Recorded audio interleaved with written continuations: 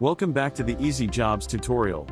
Today, we will learn how to configure the candidate pipeline with EasyJobs to manage the recruiting process smoothly. First, log into the EasyJobs account with your credentials. From the EasyJobs dashboard's left sidebar, click on the Settings menu.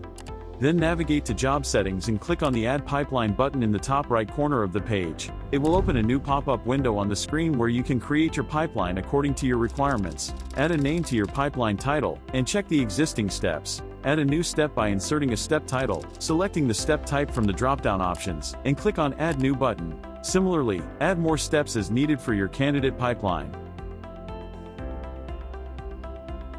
You can rearrange the steps as required by dragging them.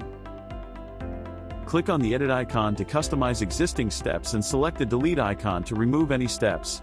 Then, simply click on the Save and Continue button to add the new pipeline template to your EasyJobs account. Now go to Jobs in the sidebar menu. Scroll to the job you want to edit. Select Pipeline Options to see the candidates in pipeline steps. Click the Edit Pipeline button in the top right corner.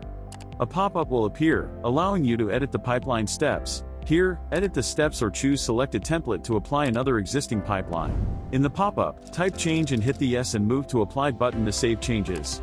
Hit the Save and Continue button. Now, sort the candidates into the pipeline steps by arranging them. You are all set to screen candidates' pipeline effortlessly. Thanks for watching.